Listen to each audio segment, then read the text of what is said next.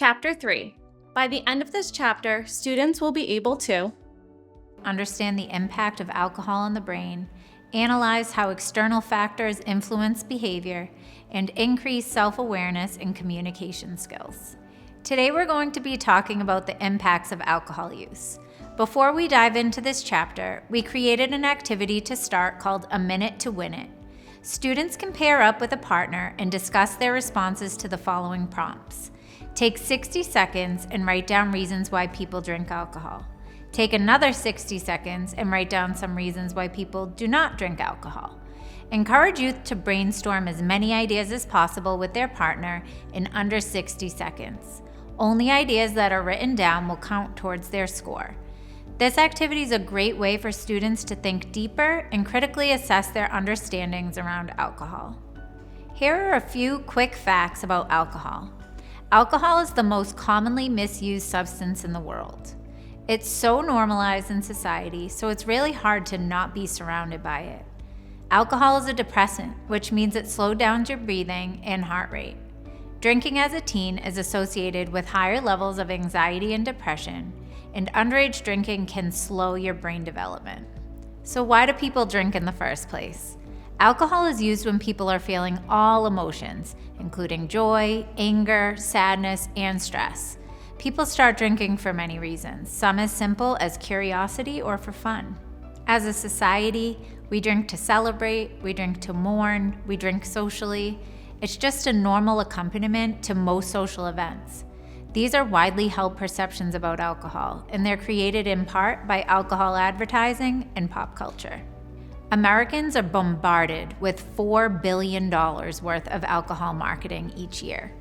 Our brains are not fully developed until we are at least 25 years old.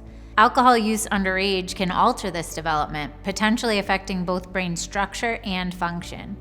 People who start drinking before the age of 15 are 4 times more likely to meet the criteria for alcohol dependence at some point in their life. Alcohol use over time, both binge drinking and chronic drinking, can lead to numerous health problems. Alcohol use disorder can be defined as a medical and mental health condition involving an impaired ability to stop or control alcohol use despite negative consequences. Alcohol use disorder involves frequent or heavy alcohol use, will cause cravings, loss of control, and can cause a chronic negative emotional state. How can you tell if someone you love might be struggling with alcohol use disorder? Some common signs include trying to cut down on drinking but can't, having a strong craving to drink alcohol, failing to fulfill responsibilities, or spending less time socializing or engaging in interests.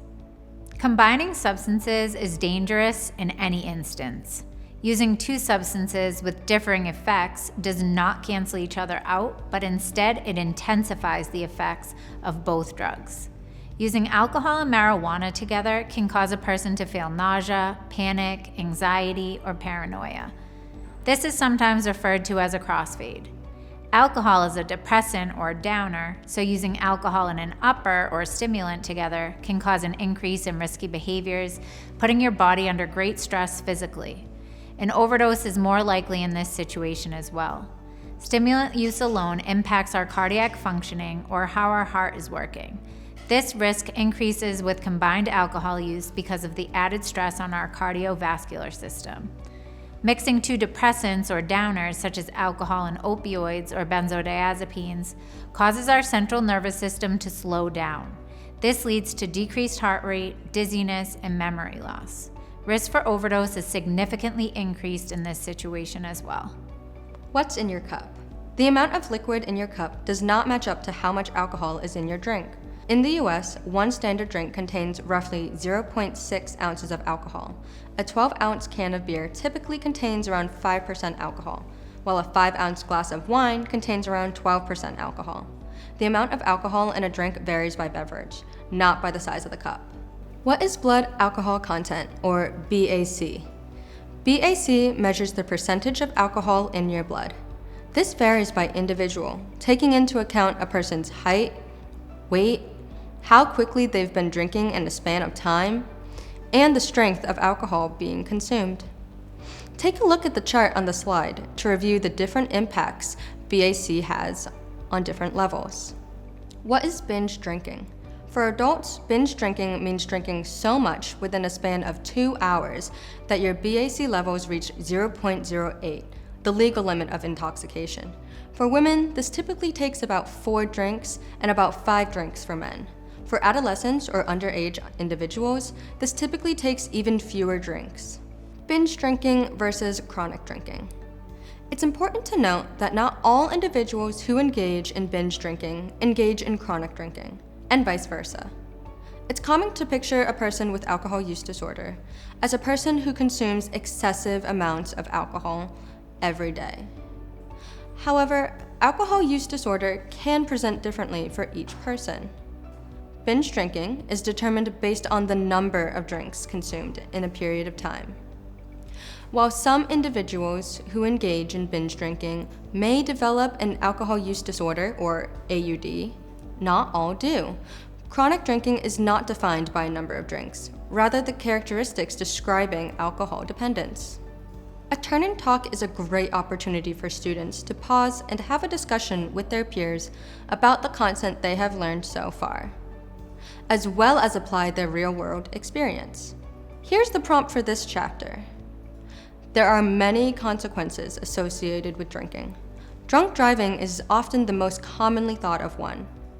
What are some others?